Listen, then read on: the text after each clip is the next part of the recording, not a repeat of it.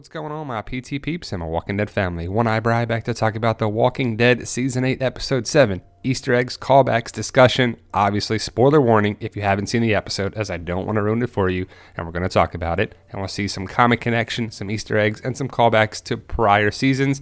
And Season 8 has been great. It's been one of those seasons that it's connected a lot of other seasons, and some callbacks and some comic connections. And Episode 807 continue that. And if you can, guys, post your comments below of what we missed and what you caught. And if you can, hit that subscribe button to help us achieve our goal of 100,000 subscribers. Stay in the know by subscribing. We post Walking Dead videos and content and great videos like this every day. So here we go, guys. Did you see the comic connection? We'll start off right off the gate. Now, if you're a comic fan and you're up to date of the comics, you know what I'm talking about right away. It was pretty obvious. A lot of people have been messaging me about it, and I saw it right away as well. And I'm excited because is it foreshadowing of someone's death? Is it another connection with the Whispers? Are we getting closer to them? I can't wait to find out. I think it's great. Did you catch it already? Like I said, post your comments below. I'm interested to know your thoughts of that. And the comic connection, of course, is with Father Gabriel and his part in the Whisperer War. He wasn't hanging there off of the ladder, but somebody was. A sniper was. And that's what Father Gabriel was in the Whisperer War. So obviously, spoiler warning, he dies in the Whisperer War if you haven't seen it. But I said spoiler warning at the beginning.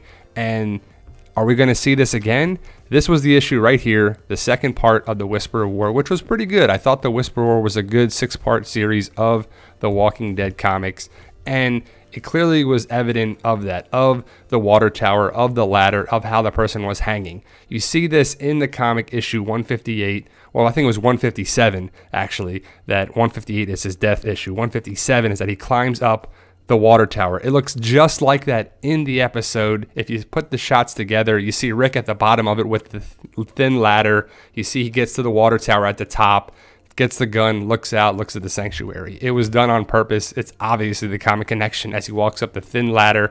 It's way too obvious, way too much of a connection to say, did they really do that on purpose? Of course they did. I love when they do that, and I need more of it on the show for sure. You can see how Father Gabriel looks through the scope, and then he's very nervous. Now, it's a different scenario here in the comic, but Rick looks through a sniper rifle through the scope, and he looks very nervous at what he sees. So it's not the same scenario by any means, but the connection of it is there. It's there with two different people, two different parts, two different scenarios, but it's just a nice connection. And will we see it again? The Whispers are coming to the show. I would assume season 9. It's going to be a while for that. I get Whisper questions all the time, and I'm excited for it, guys. I want to see the Whispers come to the show and be very good. So Rick is in trouble. We'll see how it goes down. But the comic connection is there. It happened a couple of times in this episode. We'll talk about that in a second. But as Rick walks towards the walkers as well, he takes out a knife and takes out the walkers. Now in the comic, Beta comes and stabs Father Gabriel in the stomach, releasing his stomach and his guts, because Father Gabriel is actually still alive. He gets eaten by walkers. Here, see his leg gets trapped. It actually breaks and he gets stuck. He can't get out as Beta comes, and it's a pretty awesome death. I wonder if it's going to happen on the show. I hope it does. And I hope this wasn't the death that it would be. I think Father Gabriel or someone major should have that role and that death in the Whisperer War, and we'll see, as only time will tell. But there's a good panel of Father Gabriel hanging there. He's stuck, man. It's a bad predicament. That would be a terrible way to go out in a zombie apocalypse, but here's another last shot of it. It was pretty cool. It happens very quick. When I saw it too, it made me jump out is the white armband. So it's someone from Alexandria. Could have been Scott, but it's not, obviously, because Scott's in the trailer for episode 808. And you can just see it's the person's kind of mangled and bit up. I wish the guts were ripped open in the stomach a little bit. It would have been way too more connected to the death of Father Gabriel, but I can't wait. The other comic connection that I saw was with this line right here, I believe in Rick Grimes. Maggie Rhee says it in the comics, but who said it? Rosita. Rosita said, I believe in Rick Grimes. Yeah, I ain't going. I'm out of here, baby. So she left. I like that they mixed up the line a little bit because it fit better with Rosita saying it than Maggie. Maggie in the comic said it at Hilltop in a different situation, because Hilltop is a little different with this connection in the All-Out War. Now let's talk about some callbacks. Morgan Jones had his sniper rifle out. He was helping Daryl and Tara at the sanctuary. Did it look familiar? To me it did. It was in season 1, episode 1, when he got the sniper rifle from Rick. I guess just the rifle. He went upstairs in the house that he was with Rick and Dwayne, and he was pointing it at the walkers. Here he's resting it on the wood, and he's taking out or providing sniper coverage for Daryl and Tara at the sanctuary, and not afraid to fire at all. He fired on a couple walkers, but the big thing is that he struggled with killing his wife, and he probably wishes he did, because if he didn't hesitate, his son would still be alive. But he couldn't do it. He couldn't take out his wife, and then his wife killed his son, which was terrible. But the connections were obviously there from the window panel with the sniper position and the rifles. Another callback was with Rick at the end with the sniper rifle and the watch and the view, and just a good shot and the angle here. It's different, you know, a different situation, of course, but it's pretty spot on with a view and a shot of Rick in season 2 with the watch. He doesn't have his hat on, but the two shots pretty similar to me, if you ask me. If you look at the gun here, I don't know if it's exactly the same gun, but the model is pretty spot on. It's got a silencer, of course, that looked to be added later, but to me, it's the same gun that Michonne found, or a model, or there's probably several of these type guns at the fair where Michonne and Rick were at in season 7. So is it the same gun?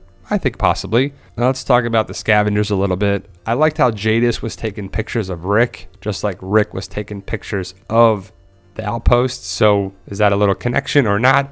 I just thought it was interesting. I don't know if it's too much of a callback or Easter egg, but Rick had his own Polaroids and Jadis was taking hers of Rick, which is kind of weird in my book. But the big connection here was Winslow 2.0. There was two different reasons and two different callbacks that I saw this. Obviously, it was Winslow, another trash walker, but Winslow 1.0 was far better. That's a far better walker. I guess they had more time with this one or whatever, but they love dressing up their walkers, weaponize their walkers for Rick to kill. Rick killed both of these walkers, Winslow 1.0, 2.0, and I doubt we'll ever see 3.0. But if you see the shot right here, you see how Rick is holding the walker, and the scavenger was as well. Reminds me of Andrea back in season 3, how she was holding the walker when she walked back to the prison from it. They did it a couple times on the show, but that's the one that jumps out at me. And there you go, guys. That's my Easter eggs, comic connections, callbacks. What did I miss? What did you find? Did you spot them all? Post your comments below. I'm very interested to know. And thanks for watching, guys. If you can, guys, give me a follow on Instagram and Twitter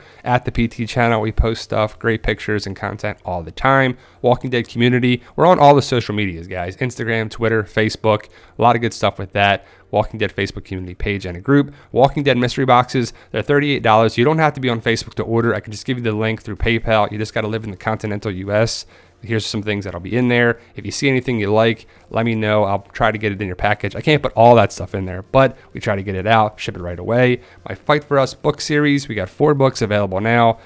Amazon.com, BarnesandNoble.com, Kindle versions. They're doing very well. I'm excited about them. It's a great zombie apocalypse story. I'm the guy with the katana right there, and 3 of my other friends that were loosely based on my friends, my wife, my dad's in it, my cats are in it. It's a pretty awesome connection to the world of zombies, and it's a good series right now. We got 4 books. I have about 10 to 11 books in my mind, so we're getting there, guys, and thank you for watching.